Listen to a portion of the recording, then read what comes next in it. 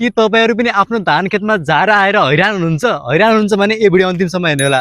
आज म धानमा लाग्ने विभिन्न झारहरू जस्तै सामा, मोथे, ज्वाने, काने जस्ता विभिन्न झारको बारेमा भन्ने छु। त्यो झारबाट चाहिँ कसरी बस्ने त? त्यो झार मार्न चाहिँ कुन झारनाशक विषादीहरू प्रयोग गर्न सकिन्छ भनेर डिटेलमा भन्ने छु। भिडियो अन्तिमसम्म हेर्नु होला। हजुरले देख्न सक्नुहुन्छ म चाहिँ आज एउटा भरतपुरको किसानको खेतमा आएको छु, जहाँ चाहिँ यो झारले गर्दा चाहिँ न त धानले राम्रोसँग गाँच हालेको छ, न त धान राम्रोसँग फलेको छ। त्यसकारण झारले चाहिँ धेरै नै क्षति गर्छ भनेर चाहिँ झारलाई कसरी नियन्त्रण गर्ने भन्ने बारेमा चाहिँ मैले आज भिडियो बनाउन गइरहेको छु। हामीले चाहिँ धेरै जसो किरा र रोगले चाहिँ धेरै क्षति गर्छ भन्ने चाहिँ बारम्बार सुन्दै आएका छौँ, तर झारले गरेको क्षति चाहिँ वास्तविक रूपमा देखिँदैन। झारले गरेको क्षति चाहिँ हामीले उत्पादन लिने बेला चाहिँ देखिन्छ, तर वास्तवमा किरा र रोगले भन्दा नि विभिन्न अनुसन्धानले चाहिँ झारले चाहिँ धेरै नै धानमा चाहिँ उत्पादनमा क्षति गर्ने चाहिँ देखाएको छ।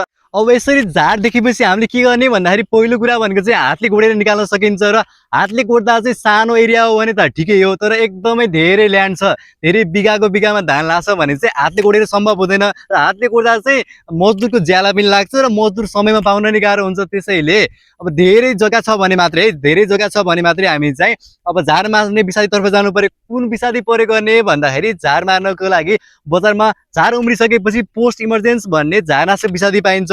नाममै पोस्ट इमर्जेन्स छ, झार उम्रिसकेपछि प्रयोग गरिन्छ। यसमा चाहिँ मुख्यतया प्रचलित भनेको चाहिँ सोडियम 20 पाइरिब्याक 10% एससी भन्ने एउटा झारनाशक विषादी पाइन्छ, जुन चाहिँ झार उम्रिसकेपछि प्रयोग गर्नुपर्छ है।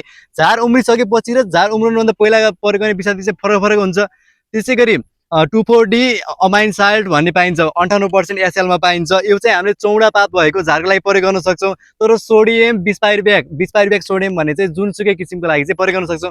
त्यसैले हजुरले चाहिँ धानमा झार आयो भने चाहिँ कुन विषादी प्रयोग गर्ने भन्दा चाहिँ 20 पाइरिब्याक सोडियम प्रयोग गर्नु पर्यो। अब कति प्रयोग गर्ने भन्दाखेरि लगभग 8 देखि 10 ml प्रति 15 लिटर जुन हाम्रो न्यापस्याक ट्याङ्क हुन्छ त्योमा चाहिँ प्रयोग गर्न सकिन्छ। र यो विषादी चाहिँ धेरै प्रयोग गर्नु हुँदैन है। झारनाशक विषादी धेरै प्रयोग गरेपछि चाहिँ हाम्रो बाली नै मर्ने हुन्छ। त्यसैले यो कुरामा चाहिँ एकदमै ध्यान दिनु जरुरी छ। त्यसैगरी 2,4-D भन्ने विषादी चाहिँ कति प्रयोग गर्ने भन्दाखेरि लगभग 40 देखि 45 ml प्रति 15 लिटर न्यापस्याक स्प्रेमा चाहिँ हामीले त्यो ट्याङ्की हुन्छ नि त्यसमा प्रयोग गर्न सकिन्छ। हजुरहरूले चाहिँ एकदमै ख्याल गर्नुपर्ने कुरा भनेको चाहिँ झार उम्रिसकेपछि विषादी प्रयोग गर्दा चाहिँ सुरुमा चाहिँ खेतको पानी घटाउनु पर्छ है। त्यो झारनाशक विषादी चाहिँ सिधै झारको पाससम्म पुग्नुपर्छ। र ख्याल गर्नुपर्ने कुरा भनेको चाहिँ कहिले प्रयोग गर्ने त, कति दिनसम्म प्रयोग गर्न मिल्छ, धान लगाएको कति दिनसम्म प्रयोग गर्न मिल्छ भन्दाखेरि अघि मैले भनेको 20 पाइरिब्याक सोडियम भन्ने विषादी चाहिँ 21 दिनसम्म प्रयोग गर्न मिल्छ। 15 दिनदेखि 21 दिनसम्म धान लगाएको रोपेको 15 दिनदेखि 21 दिनसम्म प्रयोग गर्न सकिन्छ। त्यसै गरी 2,4-D भन्ने विषादी चाहिँ लगभग 15 देखि 30 दिनसम्म प्रयोग गर्न सकिन्छ। योभन्दा पछाडि प्रयोग गरेर चाहिँ त्यसको काम हुँदैन। लगभग झार चाहिँ 2 देखि 3वटा पात आएकै खण्डमा सिधै त्यो पातमा पर्ने गरी झारको पातमा पर्ने गरी चाहिँ विषादी प्रयोग गर्नुपर्छ। र त्यो विषादी प्रयोग गर्नुभन्दा पहिला चाहिँ पानीको घटाउने र केही दिन सकेपछि चाहिँ केही दिनपछि चाहिँ खेतमा चाहिँ पानी मेन्टेन गर्नुपर्छ। मैले यहाँ भनेको विषादी चाहिँ सिलेक्टिभ है। सिलेक्टिभ भन्नुको मतलब चाहिँ यसले चाहिँ धानको झारलाई मार्छ तर धान बालीलाई चाहिँ असर गर्दैन है। र एकदमै ख्याल गर्नुपर्ने कुरा भनेको चाहिँ 2,4-D भन्ने विषादीले चाहिँ चौडा पात भएको मात्रै झारलाई मार्छ। यदि चौडा पात नभएको झारहरू छ, अरू झारहरू छ भने चाहिँ यो विषादीले काम गर्दैन।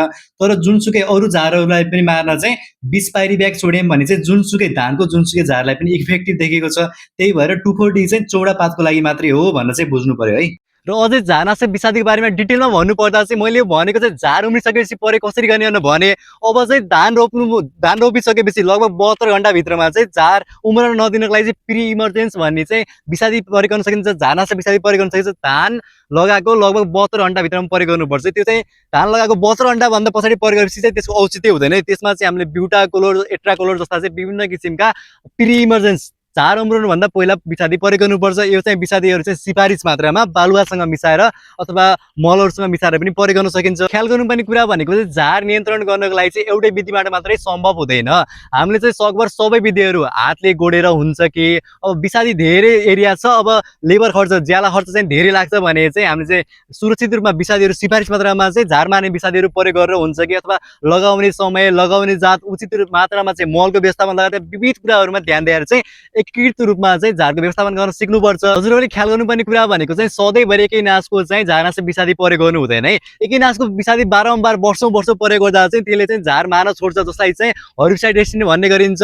र ख्याल गर्नुपर्ने कुरा भनेको चाहिँ हामीले चाहिँ झारनाशक विषादीले चाहिँ सिफारिस मात्रामा प्राविधिकको सल्लाह अनुसार मात्रै प्रयोग गर्नुपर्छ है। जस्तै 2,4-D चाहिँ ब्रोडली बुड अंग्रेजीमा चाहिँ जुन चौडा पात भएको झारलाई मार्ने गर्छ, तर त्यसले चाहिँ अरू झारलाई मार्न सक्दैन। त्यसैले चाहिँ हामीले सिफारिस मात्रामा सही मात्रामा मात्रै कुन आदि प्रयोग गर्ने भन्न चाहिँ एकदमै बुझ्न जरुरी छ।